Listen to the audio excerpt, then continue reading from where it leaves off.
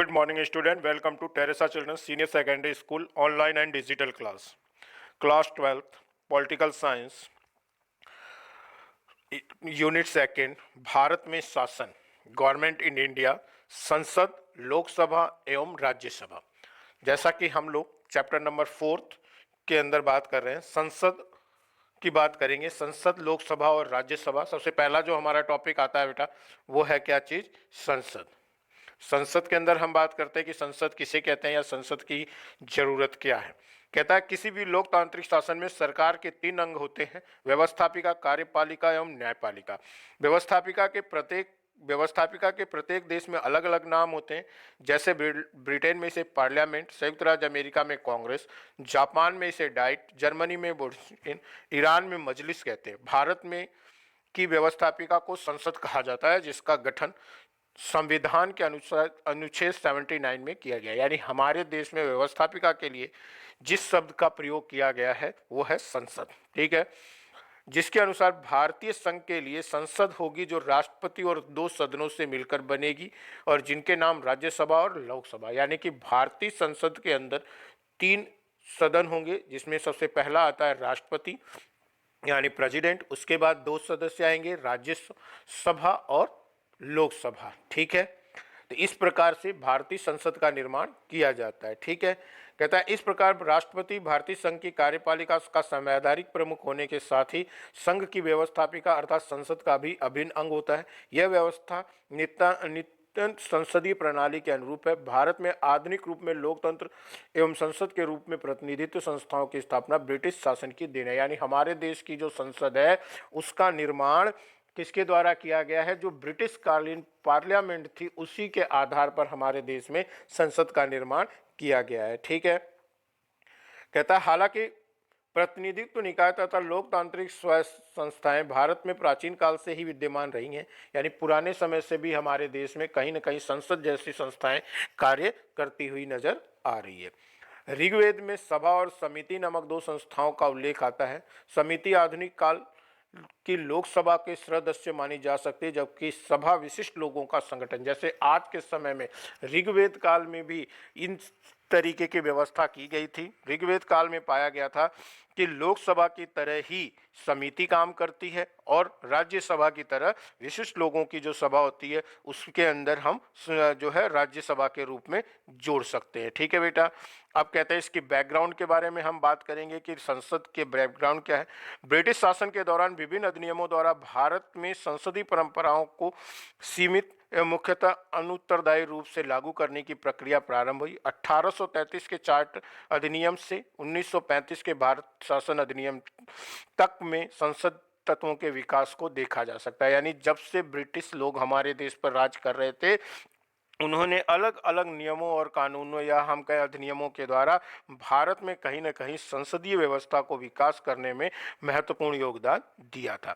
1892 के अधिनियम द्वारा गवर्नर जनरल की विधान परिषद में अधिकतम सदस्यों की संख्या 16 निर्धारित कर उनमें से 4 सदस्यों को अप्रत्यक्ष रूप से निर्वाचित करने की प्रक्रिया को शामिल किया गया। यानी सबसे पहले 1892 के अंदर जो गवर्नर की एक सभा का गठन किया गया उसमें से 4 लोगों को निर्वाचित करने की जो प्रक्रिया प्रारंभ हुई, यहां से हमारे देश में निर्वाचन प्रणाली का विकास होता हुआ दिखाई देता है। कहता है 1909 के अधिनियम द्वारा अधिकतम सदस्यों की संख्या 60 कर दी गई तथा उनके अधिकारों में भी वृद्धि की गई, लेकिन दूसरी ओर इनके निर्वाचन में सांप्रदायिक प्रणालियों को प्रारंभ कर भारतीय एकता अखंडता को खंडित करने का प्रयास भी प्रारंभ कर दिया गया। जब हमारे देश में स्वतंत्रता के लिए लोग आगे आए तो ऐसी स्थिति में सदस्यों की संख्या तो बढ़ा दी गई, लेकिन उनको संप्रदाय के रूप में बांटा गया, जिससे कि भारत के लोग आपस में लड़ लें और उनकी शक्तियों को कम किया जाए। ठीक है, कहता है भारत सरकार अधिनियम 1919 द्वारा केंद्रीय स्तर पर एक सदन सदनीय विधान परिषद के स्थान पर द्विसदनीय विधानमंडल बनाया गया। यानी 1919 में पहली बार देश के अंदर संसद के अंदर या हम कहें एक सभा के रूप में जो है एक सदन की जगह पर दो सदन, जैसे आज के रूप में हम देखते हैं लोकसभा और राज्यसभा, इस तरीके से दो सदनीय व्यवस्थाओं को निर्धारित किया, जिसमें एक था राज्य परिषद और दूसरा था विधानसभा। और प्रत्येक संसद में अधिकांश सदस्य निर्वाचित होते थे और यहाँ से निर्वाण यानी 1919 के अधिनियम के द्वारा ही हमारे देश में जो आज का स्वरूप हम देखते हैं उसको उत्पन्न होते हुए पाया गया और निर्वाचन प्रणाली को विकसित होते देखा गया था। इसी तरह 1935 के अधिनियम द्वारा भी इन दोनों सदनों को बनाए रखा गया। हालांकि इनकी सदस्य संख्या और अधिकारों में पर्याप्त बढ़ोतरी की गई थी, फिर भी उत्तरदायी शासन का रूप अब भी खंडित था। मतदाताओं की संख्या संपत्ति के आधार पर बहुत ही सीमित है। यानी कि 1935 में इस अधिनियम को और मजबूत किया गया और इसमें जो है सदस्यों की संख्या को बढ़ाया गया, लेकिन जो लोग वोटिंग कर रहे थे उनकी संख्या अब भी बहुत कम थी, क्योंकि केवल और केवल जो धनी लोग थे या जिनके पास संपत्तियां थी वही लोग वोटिंग करने के अधिकारी थे। इस कारण से जो वोट देने वाले मतदाता थे उनकी संख्या जो थी वो बहुत ज़्यादा कम थी, जो कुल देश की जनसंख्या के केवल 15% लोग ही वोट देते थे। ठीक है। मतदाता संप्रदाय व्यवसायिक आधार पर भिन्न भिन्न वर्गों में बटे हुए थे। स्वाभाविक रूप से भारतीय संविधान द्वारा गठित होने वाली संसद में इन सभी अलोकतांत्रिक तत्वों को हटाया गया तथा इसे लोकतांत्रिक मूल्यों के अनुरूप बनाया गया। लेकिन जब से हमारा देश आज़ाद हुआ, हमारे देश का संविधान बना, तब से इस तरीके की जो है हमारी चाहे वो जाति पाति या धर्म के आधार पर या संपत्ति के आधार पर वोटिंग करने की जो प्रणाली थी ये अलोकतांत्रिक थी और उसे हटा करके लोकतांत्रिक तरीके से हमारे देश के अंदर संविधान के द्वारा जो है संसद का गठन किया गया। ठीक है। कहता है संसद का गठन जैसा पूर्व में उल्लेखित है, संसद का गठन संविधान के अनुच्छेद 79 द्वारा हुआ है, जिसके अनुसार राष्ट्रपति के अलावा संसद के दो सदन होंगे, राज्यसभा एवं लोकसभा। राष्ट्रपति के व्यवस्थापिका का अंग होने के नाते क्या कृत्य होंगे जिसका उल्लेख राष्ट्रपति की विधायी शक्तियों के अंतर्गत किया जा चुका है। अतः अब हम संसद की प्रक्रिया एवं दोनों सदनों के संगठन एवं क्रियाओं एवं शक्तियों का अध्ययन करेंगे। यानी इस अध्याय में हम ये देखेंगे कि लोकसभा और राज्यसभा जैसी जो हमारे देश के संसद के दो अभिन्न अंग है उनका गठन किस तरीके से हमारे देश में किया गया था। ठीक है।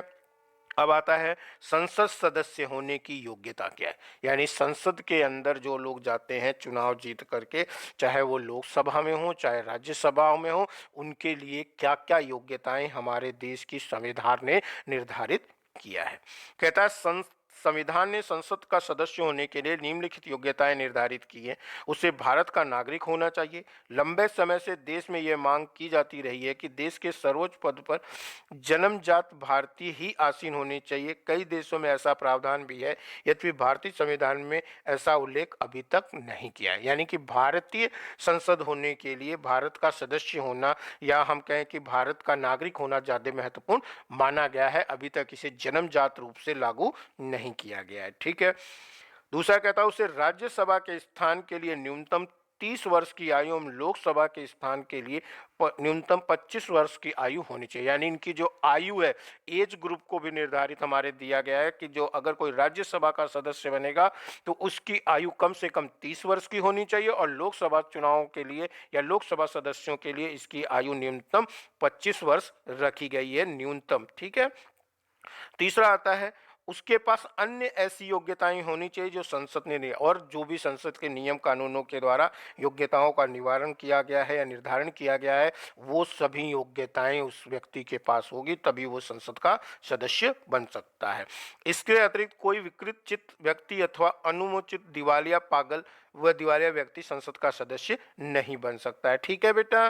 तो इस तरीके से संसद सदस्य बनने की कुछ योग्यताएं हैं कि वो भारत का नागरिक होना चाहिए, राज्यसभा का सदस्य है तो उसकी 30 वर्ष की उम्र होनी चाहिए, लोकसभा का सदस्य हो तो उसके लिए 25 वर्ष की आयु होनी चाहिए और वो दिवालिया या पागल नहीं हो सकता।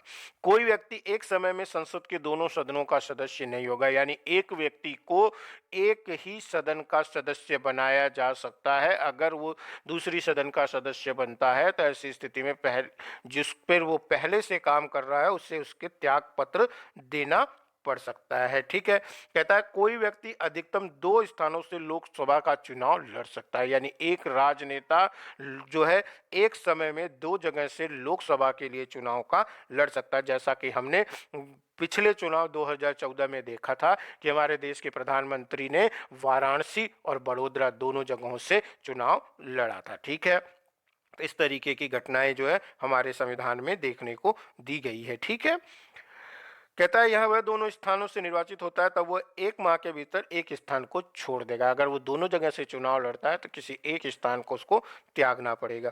कहता है संविधान की 10वीं अनुसूची के अनुसार किसी संसद सदस्य को दल बदल का दोषी पाए जाने पर उसकी सदस्यता को बर्खास्त, यानी कि एक व्यक्ति अगर एक पार्टी छोड़ करके दूसरी पार्टी में जाता है बिना किसी कारण के, या संसद को ऐसा लगता है कि ये इस कार्य को अनुचित तरीके से कर रहा है, तो उस की सदस्यता को रद्द करने का अधिकार संसद को दिया गया है। ठीक है, इसके अलावा सदस्य के चुनावी अपराध व चुनाव में भ्रष्ट आचरण को दोषी सिद्ध होने पर भी उसकी सदस्यता से क्या कर दिया जाएगा, बर्खास्त कर दिया जाएगा। ठीक है बेटा, अब संसद सदस्य को शपथ लेने की बात करते हैं। ठीक है, संसद के सभी सदस्य जिन्हें हम बोलचाल में सांसद अथवा एमपी कहकर संबोधित करते अपना स्थान ग्रहण करने से पूर्व राष्ट्रपति या उसके द्वारा इस कार्य के लिए नियुक्त व्यक्ति के समक्ष शपथ लेता है और उस पर अपने हस्ताक्षर करता है। यानी संसद का हर सदस्य जो है अपने पद को ग्रहण करने से पहले